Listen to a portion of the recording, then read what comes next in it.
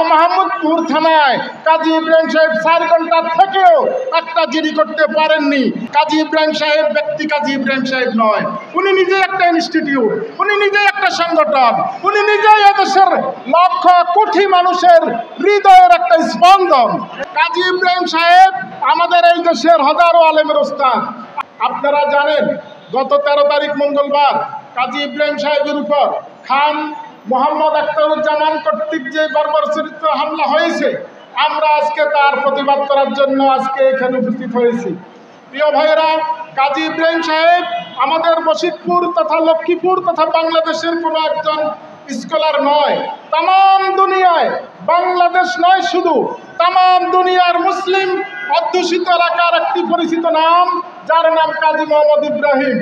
এই মুফতি সাহেবের প্রতি এর আগেও ফ্যাসিস্ট সরকার বিভিন্ন সময় অত্যাচার নির্যাতনের কারণে তাকে কারাভোগ করতে হয়েছে। কারাভোগের পরে তাকে দেশত্যাগ করতে হয়েছে।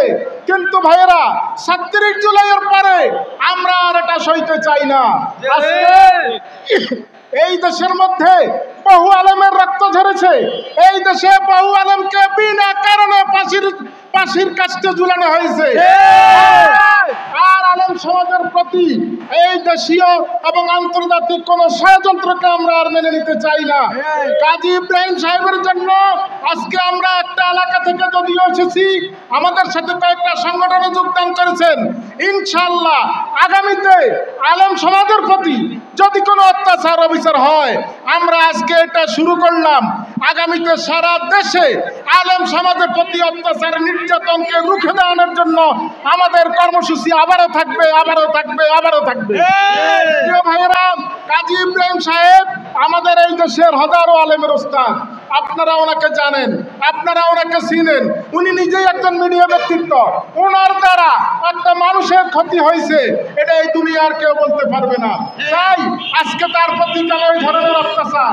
এবং প্রশাসনকে আমি বলবো, পুলিশ প্রশাসনকে বলবো, 37 জুলাইয়ের আগের পরিবেশ এখন নাই। সুতরাং আপনাদের কাছে আমরা আইনের শাসন আশা করছি, আপনাদের কাছে আমরা মানুষের মৌলিক অধিকার আশা করছি। কিভাবে মোহাম্মদপুর থানায় কাজী ইব্রাহিম সাহেব 4 ঘন্টা থেকেও একটা জিডি করতে পারেননি, এটা আমি স্বরাষ্ট্র উপদেষ্টার কাছে প্রশ্ন রাখলাম। শ্রদ্ধেয় স্বরাষ্ট্র উপদেষ্টার কাছে জবাব চাই, পুলিশ প্রশাসন 5 আগস্টের পরে এত বড় স্পর্ধা কিভাবে দেখায়? আমরা এটার প্রতিবাদ জানাই। এখন আর এই দেশের মধ্যে আমরা আশা করি 37 জুলাইয়ের আগের পরিবেশ নাই। আমরা সবাই আইনের শাসন কামনা করি, আমরা সবাই আমাদের অধিকার প্রতিষ্ঠার জন্য লড়াই করব ইনশাআল্লাহ। আমি প্রধান উপদেষ্টার বরাবরে জানতে চাই, আপনার সারা দুনিয়া জোড়া আপনার সুনাম রয়েছে, আপনার কাছে আমি বলতে চাই, এই কাজী ইব্রাহিম এই দেশের একটা সম্পদ।